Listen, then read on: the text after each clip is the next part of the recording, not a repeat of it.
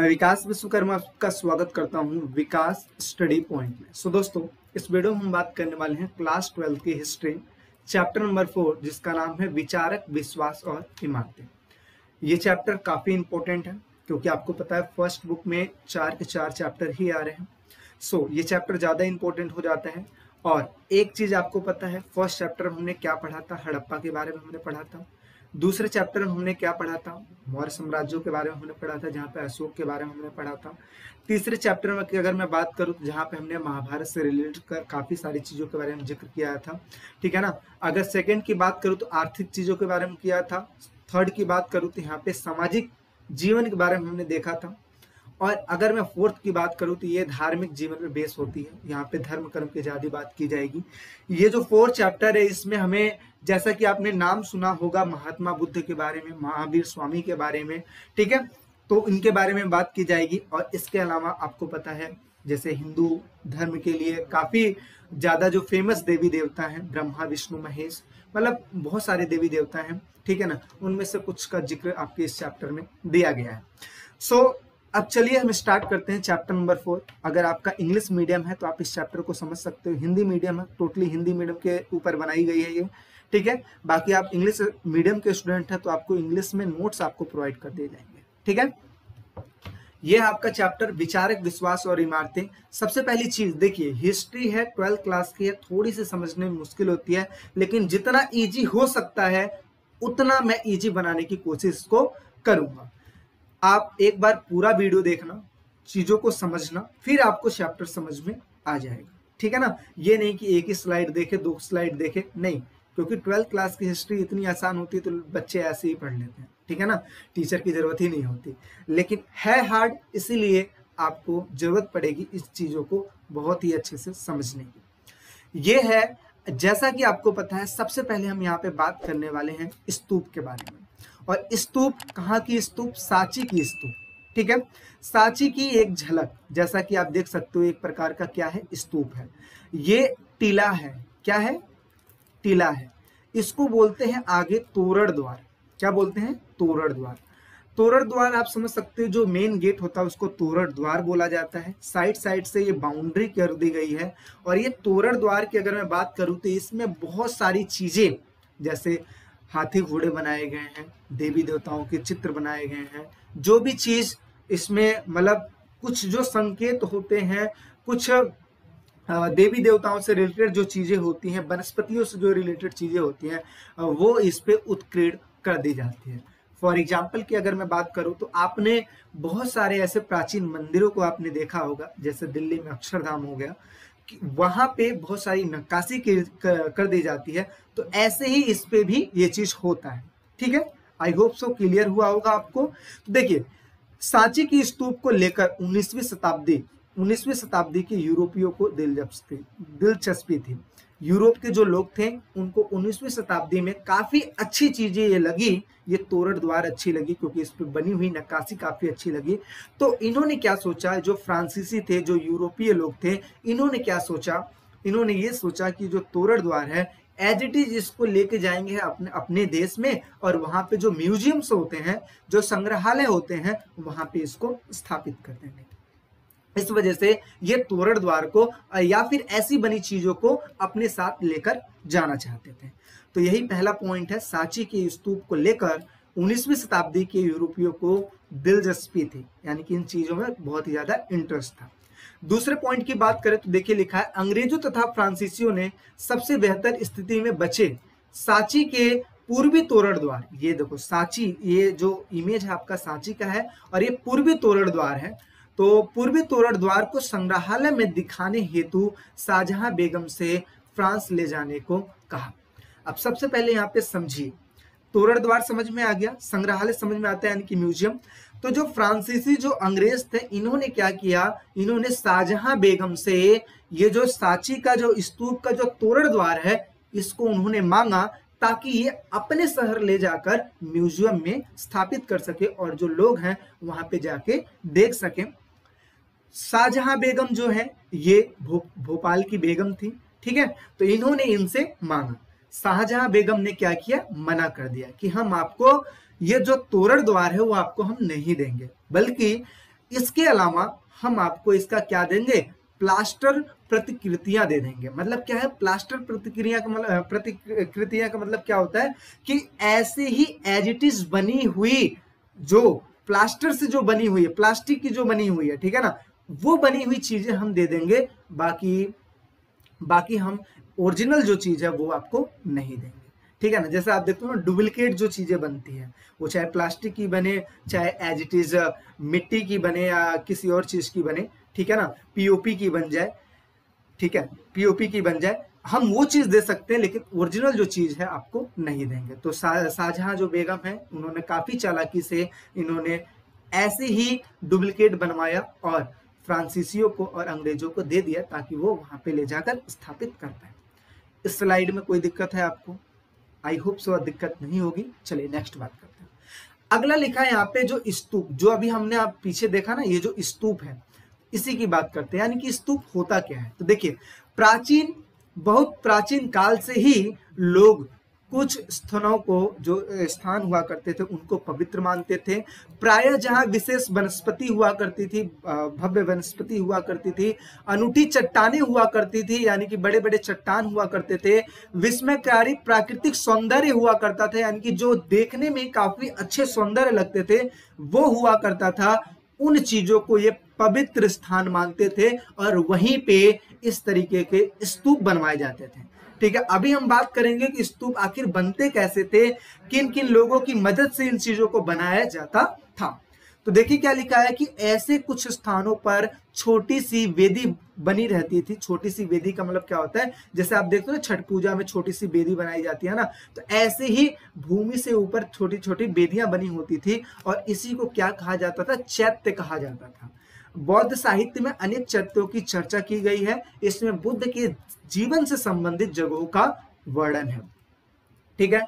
अब देखिए ये जो स्तूप हुआ करते थे, ये महात्मा बुद्ध से जो संबंधित जो सामग्री हुआ करती थी, जो सामान हुआ करते थे या इनकी अस्थियां हुआ करती थी, ये मिट्टी में गाड़ कर वहां पे टीला बना देते थे। और ये कौन सी जगहों पे बनाते थे, ऐसे जगह जो देखने में काफी आश्चर्यजनक लगे, जहाँ पे अच्छे अच्छे मतलब काफी अच्छे पत्थर हो, चट्टान हो, वहां पे ये चीजों को बना दिया जाता था ताकि जो लोग हैं, लोग यहाँ पे आए, यहाँ की चीजों को देखें और देखने के बाद अपनी जो अर्जी वगैरह है वो लगा सकें, ठीक है। तो ये सारा चीज किया जाता था। तो आई होप से समझ में आया होगा कि जो स्तूप है उसमें महात्मा बुद्ध से संबंधित सारी चीजें गाड़ी जाती थी। तो देखिए क्या लिखा है। अब कुछ स्थान जैसे लुम्बिनी हो गया, जहाँ पे महात्मा बुद्ध का जन्म हुआ था, उनको ज्ञान प्राप्त हुआ था, बौद्ध ज्ञान में पहला उपदेश उन्होंने दिया था सारनाथ में।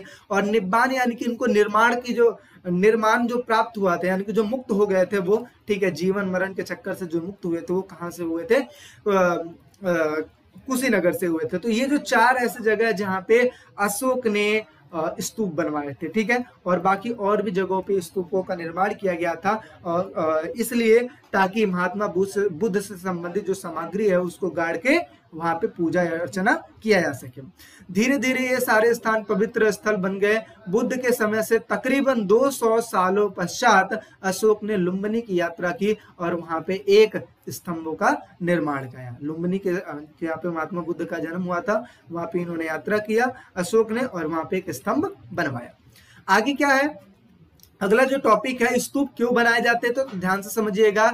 ऐसी अनेक दूसरी जगह थी जिन्हें पवित्र माना जाता था। इन जगहों पर बुद्ध से संबंधित कुछ अवशेष जैसी उनकी अस्थियां अथवा उनके द्वारा प्रयोग किए गए सामान गाड़ दिए जाते थे, मिट्टी में गाड़ दिए जाते थे, जिसके ऊपर टीला बना दिया जाता था और इसी टीलों को क्या कहते हैं, स्तूप कहते थे। आगे संभवतः स्तूप बनाने की परंपरा बुद्ध से पूर्व की रही होगी, परंतु वह बौद्ध धर्म से जुड़ी हुई थी। मतलब क्या है कि ये जो परंपरा है, ये जो स्तूप बनाने की जो परंपरा है, शायद ये हो सकता है कि ये बुद्ध भगवान से पहले की चीजें थी, बुद्ध से पहले की चीजें रही होंगी, लेकिन आगे चल के इसे बुद्ध से रिलेट कर दिया गया। क्यों रिलेट कर दिया? क्योंकि इनके पवित्र जो सामान हुआ करते थे, इनसे रिलेटेड जो सामान थे, इनको गाड़ कर यहीं पे स्तूप बना दिया जाता था। इसी वजह से ये बुद्ध से संबंधित हो गए थे।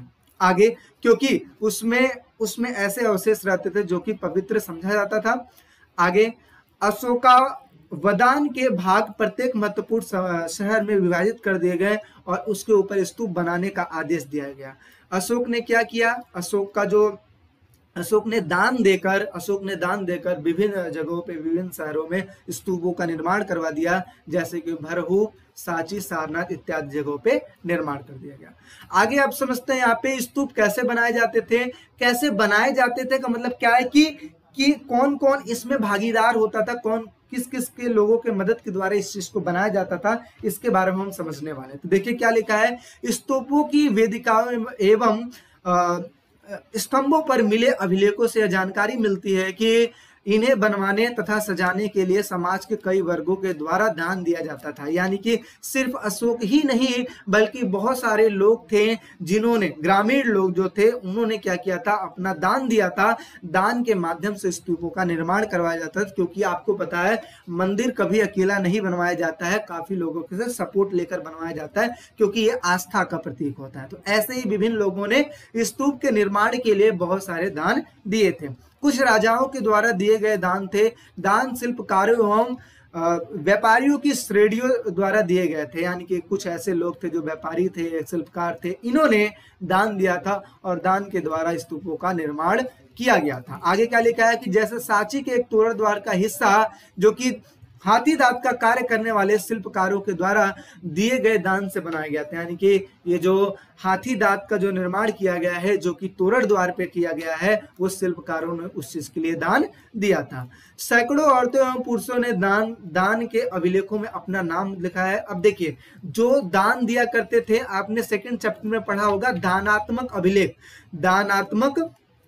दानात्मक अभिलेख, ठीक है। अब ये दानात्मक अभिलेख क्या हुआ करता था, यानी कि जो व्यक्ति दान दिया करता था वो अपना नाम लिखवाता था कि मेरे द्वारा दान से ये चीज का निर्माण किया गया है। ऐसे सारे व्यक्ति लिखवाया करते थे ताकि इन फ्यूचर उस चीज को पढ़ के लोग समझ पाए कि ये जो चीज बना है कोई एक व्यक्ति नहीं बनाया, काफी लोगों के मदद के द्वारा बनाया गया है। आगे भिक्षुओं एवं भिक्षुणियों ने दान दिया है। ये जो भिक्षु भिक्षुणी हुआ करते थे, ये ऐसे लोग हुआ करते थे, 11th क्लास में आपने पढ़ा है कि ये घर बार त्याग करके ये मंदिरों के आसपास रहा करते थे, ठीक है, और ताकि मतलब एक तरीके से साधु की तरह जीवन यापन किया करते थे। भिक्षु वो हो गए जो पुरुष वर्ग, भिक्षुणी वो हो गई जो कि स्त्री वर्ग हुआ करती थी। तो ये चीजें हैं, आई होप से समझ में आया होगा। नेक्स्ट अब समझते हैं कि स्तूप की संरचना क्या थी, यानी कि बनावट क्या हुआ करता था। तो ये देखिए, स्तूप को बनाया गया था इस तरीके से।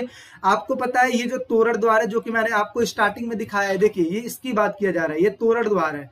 तो ये देखिए यही चीज है, एक तोरण द्वार हो गया अपना, और साइड साइड में ये इसको घेर दिया गया है। ये चार साइड से तोरण द्वार बनाया जाता है। देखिए आपको चीजें समझ में आ रही हैं, ठीक है। और इसके अलावा इसको जो चीज है, इसको वेदिका बोला जाता था, यानी कि जो नीचे जो सामान गाड़ा जाता था, वेदिका हो गया, तोरण द्वार ये हो गया, मेधी इसको बोला जाता था, इसके बाद की जो रेलिंग थी इसको, और एक पवित्र सामग्री हुआ करता था जो कि नीचे गाड़ दिया जाता था, ठीक है। इसको प्रदक्षिणा पद कहा जाता था, जहां पे मतलब एक तरीके से जैसे होता नहीं चक्कर लगाना, है ना, वो हो गया। और इसके अलावा इसको हर्मिका कहा जाता था। जो हर्मिका हुआ करता था, ऐसा माना जाता था यहाँ पे देवी देवताओं का एक तरीके से घर है, ठीक है, यहाँ पे देवी देवता वास किया करते हैं। इसके ऊपर एक यत्री हुआ करते थे, उसके ऊपर एक छत्र हुआ करता है जो कि आप देखते हो, जहाँ पे झंडा वगैरह लगाया जाता है। और ये होता था अंड का मतलब होता है अंडेकार, जैसे अंडे का शेप होता है ना, उस तरीके से ये चीजें बनाई जाती थी। तो ये संरचना है। स्तूप को संस्कृत में टीला कहा जाता था, और इसका जन्म एक गोलार्ध लिए हुए मिट्टी के टीले से हुआ था, जिससे कुछ समय बाद अंड कहा गया। धीरे धीरे इसकी संरचना अधिक जटिल हो गई, जिसमें चौकोर तथा गोल आकारों का संतुलन बनाया गया था, ठीक है। अंड के ऊपर एक हर्मिका हुआ करती थी, इसकी बात हो रही है, हर्मिका की बात हो रही है, ठीक है। और यह ढांचा छज्जे जैसा हुआ करता था, यहाँ पे जैसा माना जाता था ये देवी देवताओं का एक घर का एक तरीके से प्रतीक है। टीले के चारों तरफ एक वेदिका हुआ करती थी जो कि पवित्र स्थान को सामान्य दुनिया से पृथक करती थी। यानी कि ये पवित्र स्थान है जो कि सामान्य दुनिया से बिल्कुल ही अलग है, ठीक है। क्योंकि सबको पता है, आपको देखो पूजा अर्चना आपको करना है तो एक तो होता है पूजा अर्चना घर में करते हैं, घर में भी एक ऐसा जगह होता है जहाँ पे एक तरीके से शांति हो, ध्यान लगाया जा सके, वहीं पे पूजा अर्चना हो सकती है, ठीक है। और मंदिरों को जो गांव है उनसे दूर बनाया जाता था ताकि लोग अपने पारिवारिक चीजों को छोड़कर आए, मंदिर में बैठे और ध्यान लगाएं, ये सारा चीज है। तो इसी वजह से इसको पवित्र स्थान हुआ करता था जो कि सामान्य दुनिया से अलग हुआ करता था। आगे सांची एवं भरभू के आरंभिक स्तूप में पत्थर की वेदिकाएं तथा तोरण द्वार बने हुए हैं। अमरावती तथा पेशावर यानी कि पाकिस्तान में शाह जी की ढेरी में स्तूप में मूर्तियां जो बनी हुई है, यानी कि मूर्तियां जो उत्कीर्ण हैं, वो काफी अच्छी कला के द्वारा बनाई गई हैं, जो कि एक बहुत ही अच्छा उदाहरण पेश करती हैं। तो इस तरीके से आप देख सकते हो स्तूप की संरचना कैसे हुई है। नेक्स्ट बात करते हैं, अब समझते हैं स्तूपों की खोज कैसे हुई। तो ये एक घटना है, कौन सी घटना है इस चीज को समझिए। 1796 में एक स्थानीय राजा जो थे, इन्होंने अचानक अमरावती के स्तूप के अवशेष प्राप्त हुए। इन्होंने क्या किया था, इन्होंने यहाँ पे मंदिर बनवाना चाहा था, और जब मंदिर बनवाने के लिए इन्होंने जब खुदाई करवाई, और खुदाई के जैसे होता है ना नींव वगैरह खोदते हैं, तो जब वो चीज खुदाई करवाई तो वहां पे अचानक से एक अवशेष मिला, मतलब बहुत सारे पत्थर मिले। ठीक है, उन्होंने इसके पत्थरों के प्रयोग करने का निश्चय किया, यानी कि जो पत्थर जमीन के नीचे मिले थे, इन्होंने क्या किया, इन चीजों का प्रयोग करने का निश्चय किया। उन्हें ऐसा लग रहा था कि इन छोटी सी पहाड़ियों में शायद कोई खजाना गड़ा हुआ है। ठीक है, क्योंकि आपको पता है पत्थर मिले, अच्छे अच्छे पत्थर मिले हैं, तो जाहिर सी बात है इसको हटाएंगे तो खजाना मिलेगा ही। तो ऐसा उन्होंने सोचा और खुदाई करना स्टार्ट करवा दिया। आगे चल के क्या होता है, कुछ साल के पश्चात यहाँ पे एक अंग्रेज जो अफसर होते हैं वो आते हैं घूमने के लिए, और वो यहाँ से गुजरते हैं, जिनका नाम था मैकेंजी नाम था। ठीक है, कालिंग मैकेंजी नाम था इनका। आगे, यद्यपि इन्होंने अनेक मूर्तियां यहाँ पे पाई, जिसका विस्तार इन्होंने किया, चित्रांकन भी किया, परंतु इनके जो रिपोर्ट है, इन्होंने जो रिपोर्ट तैयार किया था, इनके रिपोर्ट को छापा नहीं गया। आगे 1854 में गुटूर यानी कि आंध्र प्रदेश के कमिश्नर ने अपनी अमरावती यात्रा के दौरान अनेक मूर्तियां तथा पत्थर जमा किए और इसे मद्रास लेकर गए थे। 1850 के दशक में अमरावती के उत्कीर्ण पत्थर विभिन्न स्थानों पर जा रहे थे, क्योंकि यहाँ पे जैसे कि आपको स्टार्टिंग में ही बता दिया गया है कि जैसे अंग्रेज थे, फ्रांसीसी थे, ठीक है, और यूरोपीय लोग थे, इन्होंने क्या किया था, यहाँ के जो अच्छी अच्छी चीजें थी, तोरण द्वार वगैरह सारा उठा के अपने अपने जगह पे ले जा रहे थे। तो ऐसे ही कुछ चीजों को अपने अपने जगह पे लोग लेके जा रहे थे। देखिए, जैसे कि कोलकाता में एक एशियाटिक सोसाइटी ऑफ बंगाल के नाम से जो चीज था, वहां पे कुछ चीजें लेके गए थे। इसके अलावा मद्रास और लंदन में भी जो तोरण द्वार वगैरह हुआ करता था, वो सारी चीजें लेके चले गए। आगे अगर उनको मना किया जा रहा था कि भाई आप ऐसा क्यों कर रहे हो, क्यों लेके जा रहे हो, तो उनका कहना ये था कि जब आपने पहले वालों को नहीं रोका तो आप मुझे क्यों रोक रहे हो। ठीक है ना, तो एक तरीके से ये रीजन देके ये यहाँ से सारी चीजों को लेकर चले जाते थे। आगे यहाँ पे आप समझने वाली बात है, मोस्ट इंपोर्टेंट चीज 6 नंबर के क्वेश्चन में पूछता है कि भोपाल के शासकों का क्या योगदान था, किस चीज में, सांची के स्तूप में, यानी कि सांची के स्तूप के संरक्षण में, या फिर सांची के स्तूप के रख रखाव के लिए बनवाने में जो भोपाल की जो बेगमें थी, इनका क्या योगदान था। तो यहाँ पे देखिए 2 बेगमों का पिक है। एक जो ऊपर की अगर मैं बात करूं तो इनका नाम है शाहजहां बेगम, अगर नीचे की बात करूं तो ये है सुल्तान जहां बेगम। तो समझिए यहाँ पे भोपाल के जो शासक थे, ठीक है, शासक जो यहाँ पे राज करते थे, तो शाहजहां बेगम, जिनकी उत्तराधिकारी सुल्तान जहां बेगम ने इस प्राचीन स्थान के रख रखाव के लिए धन अनुदान दिया था। यानी कि शाहजहां बेगम, ये शाहजहां बेगम के उत्तराधिकारी थी, यानी कि इनके बाद ये यहाँ पे राजपाट की थी। ठीक है, अब आपको देखने में जैसे बच्ची टाइप में लग रही होंगी, ये थोड़ी सी वो है, तो देखिए एक तरीके से पिक है, ओनली बस पिक है। ठीक है, इस चीज को आप ध्यान में रखिएगा कि शाहजहां बेगम की जो उत्तराधिकारी थे सुल्तान जहां बेगम ने यहाँ पे प्राचीन स्थलों के रख रखाव के लिए काफी दान दिए थे। आगे, सांची के स्तूप के संरक्षण में भोपाल की बेगमों ने बहुत ही ज्यादा योगदान दिया। यही कारण था कि जॉन मार्शल ने, ये जो जॉन मार्शल थे, इन्होंने सांची पर लिखे अपने महत्वपूर्ण जो ग्रंथ थे, उसको ये जो सुल्तान जहां बेगम है, इनको उन्होंने सौंप दिया था, यानी कि समर्पित कर दिया था। आगे, सुल्तान जहां ने वहां एक संग्रहालय तथा एक अतिथिशाला बनवाई, यानी कि जो लोग गेस्ट वगैरह होते हैं वो लोग वहां पे आके ठहर सके, उन्होंने वहां पे एक संग्रहालय भी बनवाया और अतिथिशाला भी बनवाया, और इस चीज के लिए अनुदान भी दिया। वहां रहते हुए भी जॉन मार्शल ने उपयुक्त पुस्तकें लिखी, बहुत सारी पुस्तकें लिखी, और इस पुस्तक के विभिन्न खंडों के प्रकाशन में भी सुल्तान जहां बेगम ने अनुदान दिया था। और इसीलिए यदि यह स्तूप समूह बना रहा तो इनके पीछे कुछ विवेकपूर्ण निर्णयों की भूमिका थी जो कि सुल्तान जहां बेगम और शाहजहां बेगम ने निभाई थी। यानी कि इनकी चालाकी की वजह से जो स्तूप में जो सांची का स्तूप है उसको आज हम देख पा रहे हैं। ठीक है ना।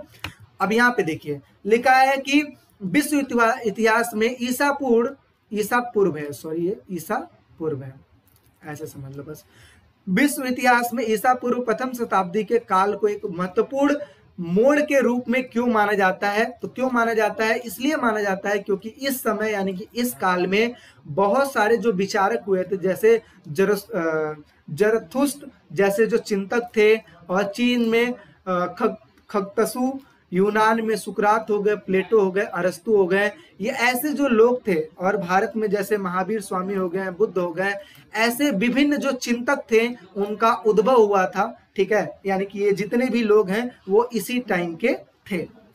आगे उन्होंने जीवन के रहस्यों को समझने का प्रयत्न किया था। ठीक है, यानी कि जीवन के रहस्यों को समझने का प्रयत्न किया था, जैसा कि आप समझ सकते हो बुद्ध जी, महात्मा बुद्ध और महावीर स्वामी आप एग्जाम्पल के तौर पर रख ही सकते हो।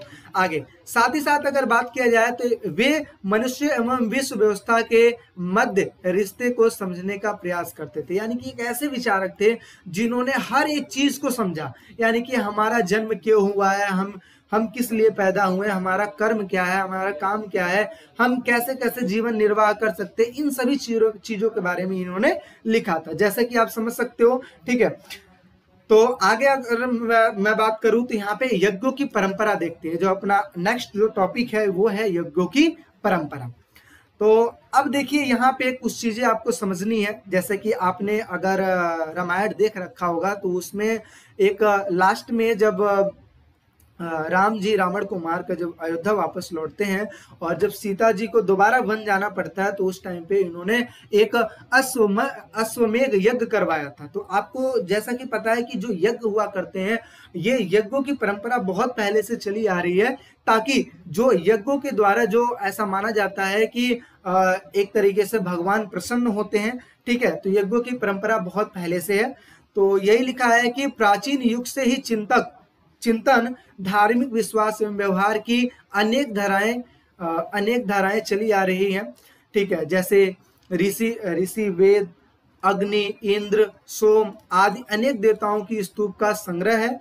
यज्ञों के वक्त इन स्रोतों का उच्चारण किया जाता है तथा लोगों द्वारा मवेशी हो गए यानी कि पशु हो गए, ठीक है, स्वास्थ्य हो गए, लंबी उम्र आदि के लिए प्रार्थना की जाती है। यानी कि लोग क्या करते हैं, यज्ञ करते हैं विभिन्न देवी देवताओं को प्रसन्न करने के लिए, ताकि उनके जो पशु हो गए, ठीक है, वो भी स्वच्छ रहें, वो खुद स्वच्छ रहें और उनकी जो उम्र है लंबी हो। इन सभी चीजों की एक तरीके से अपेक्षा करके यज्ञ का अनुष्ठान किया जाता है। आगे कुछ यज्ञ घरों के मालिकों के द्वारा भी किए जाते थे।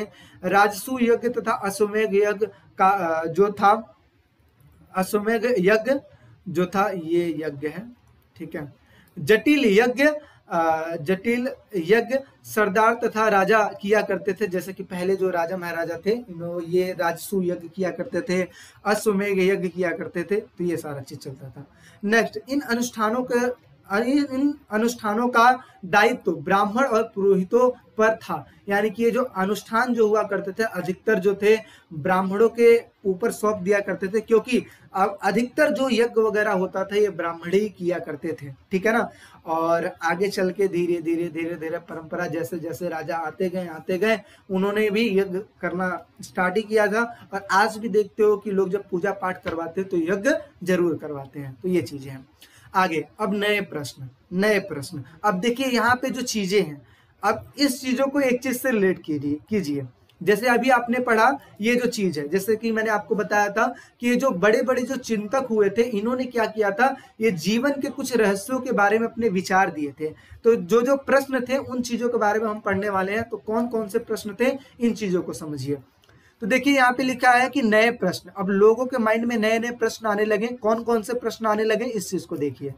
उपनिषदों यानी कि उपनिषद एक प्रकार का ग्रंथ है। ठीक है, उपनिषदों में पाई गई विचारधाराओं से ज्ञात होता है कि लोगों के मन में तरह तरह के प्रश्न उठ रहे थे। जैसे कौन कौन से प्रश्न, जैसे जीवन का मतलब क्या है। जैसे आपको पता है जब महात्मा बुद्ध को ज्ञान की प्राप्ति हुई और जो उन्होंने डिसाइड किया कि मैं अब घर में नहीं रहूंगा, मैं भी एक तरीके से ऋषि मुनि जो है उस तरीके से मैं रहूंगा और जीवन की जो सच्चाई है उस चीज को ज्ञात करूंगा कि एक्चुअल में ये चीज है क्या।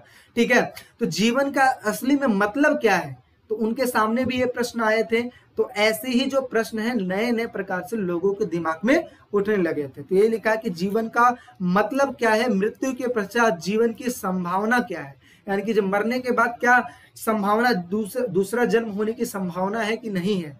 ऐसे प्रश्न लोगों के दिमाग में उठने लगे थे। आगे पुनर्जन्म की वास्तविकता है कि नहीं है, दोबारा जन्म होता है कि नहीं है। आगे पुनर्जन्म अतीत के कार्यों की वजह से होता है। जैसे आपको पता है बहुत सारी चीज आपने सुना होगा कि जब हम पिछले जन्म में जो कर्म किए होंगे वही जैसा भी कर्म रहा होगा, जैसे हम पिछले जन्म में अगर बेकार कर्म किए हैं तो आज जो मेरे साथ घटनाएं घट रही हैं वो उसी का फल है एक तरीके से।